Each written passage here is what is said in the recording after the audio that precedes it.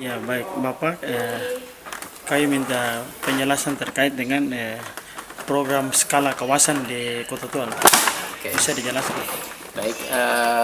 Program skala kawasan ini didesain ya. Pertama-tama adalah untuk dalam rangka meningkatkan akses masyarakat terhadap pembangunan infrastruktur di wilayah permukiman kumuh, gitu ya. Yang kedua adalah dengan skala kawasan ini bisa membantu menurunkan angka kekumuhan di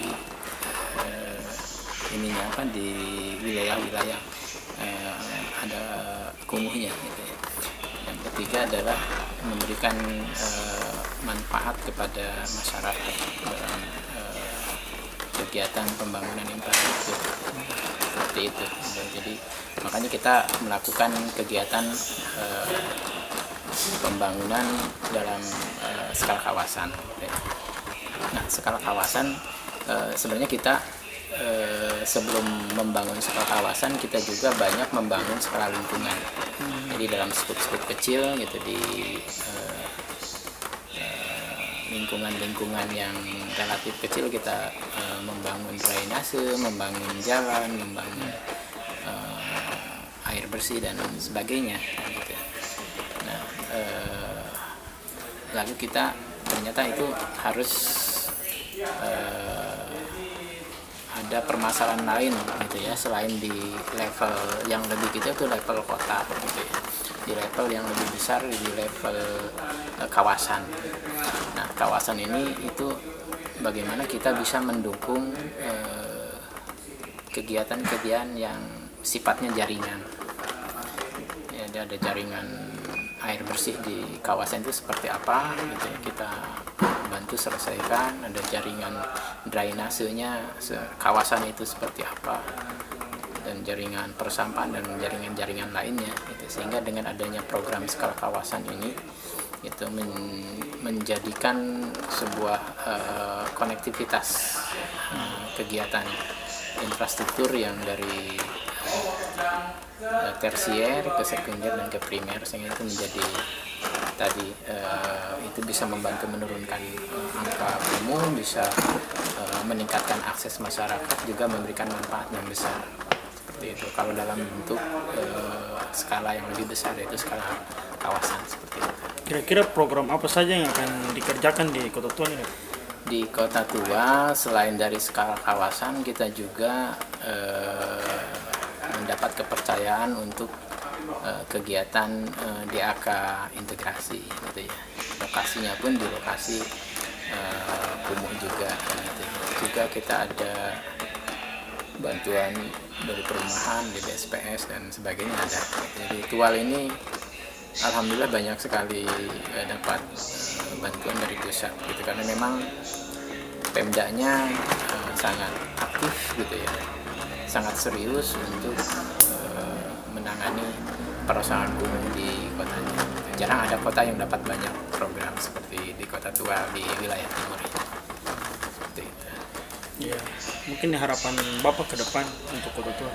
Harapan saya sih banyak ya. Yang pertama mungkin dalam hal pembangunan ini, gitu ya. Pertama di masa COVID ya. Dalam kegiatan bisa meningkatkan taraf hidup masyarakat, terutama yang terdampak oleh COVID ya. Itu mungkin dalam bentuk pekerjaan bisa banyak melibatkan warga yang terdampak, sehingga bisa dia membantu mengurangi beban. Nah, yang kedua juga tentunya saya sangat berharap kegiatan-kegiatan secara kualitas infrastruktur itu harus sangat baik dan memiliki lifetime masa pakai kegiatan infrastruktur yang selama mungkin, sehingga bisa memberikan dampak yang besar dan kontinu di tingkat masyarakat. Yang ketiga juga saya inginnya yang menikmati bukan hanya masyarakat biasa, gitu ya, tapi masyarakat difabel, masyarakat punya kebutuhan khusus pun bisa ikut menikmati program-program pembangunan kami gitu ya. Karena di masyarakat kan banyak ada yang kaum-kaum yang termarginalkan itu harus diperhatikan gitu ya. Yang ketiga, harapannya untuk Pemda Kota Tua tetap semangat, tetap menjaga komitmennya, menjaga keseriusannya dalam penanggulangan kumuh, sehingga persoalan kumuh di Kota Tua itu segera turun gitu ya, seperti itu. Ya, Boleh tahu Pak, pembangunan kumuh di Kota Tua ini boleh tahu itu berapa titik yang dibangun? Untuk skala kawasan, Ya. untuk skala kawasan itu ya kita turun ada di Mushroom, ada di Katsoblak, ada di Kiom sampai ke Fire ya. Kegiatan-kegiatannya ada kegiatan jalan, ada kegiatan tambatan perahu, terus ada kegiatan RTP-nya, ada kegiatan drainasenya.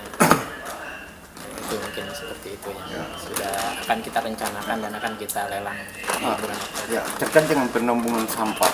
Ya, Itu kira berapa titik kan? sampah itu sebenarnya tadi yang menjadi diskusi sampah adalah terutama di Kota Fire ya Pak ya. Jadi di Kota Fire, di kawasan Fire itu kita ingin membantu masyarakat terhadap permasalahan sampah, tapi di sana mempunyai kendala tentang bagaimana cara mengangkutnya gitu, karena jalan ke wilayah Fire itu hanya bisa dilalui oleh motor dan motor sampah pun tidak masuk, sehingga itu tadi saya sudah berdiskusi dengan Bapak Kepala Bapeda Kota Tua untuk mencari jalan keluar gitu ya. Jadi di sana itu bagaimana kalau kita bangun TPS, tapi itu harus dengan inisiasi Pemda, bagaimana cara memanage sampah itu, terutama dalam membuangnya gitu ya. Karena kan nggak mungkin sampah itu numpuk di TPS dan itu harus dibuang gitu ya. Dan dibuang itu harus, kalau lewat darat kan nggak bisa. Sehingga saya sarankan kemarin tadi siang itu bagaimana kalau memberdayakan masyarakat di sekitar yang punya perahu, itu mungkin Pemda bisa memberdayakan mereka untuk rutin membuang sampah dari dusun Fire yang terisolir gitu ya, yang mobil sampah dan motor sampah nggak bisa masuk, tapi bisa dibantu dengan perahu sampah gitu, sehingga perusahaan sampah di sana bisa teratasi gitu. Karena saya lihat ke lapangan perusahaan sampah juga di sana. Oke, terima kasih Pak. Ya. Nama besar Bapak Pak? Nama saya Idik Tohara, gitu, ada tim leader OSP 11 Maluku. Terima kasih.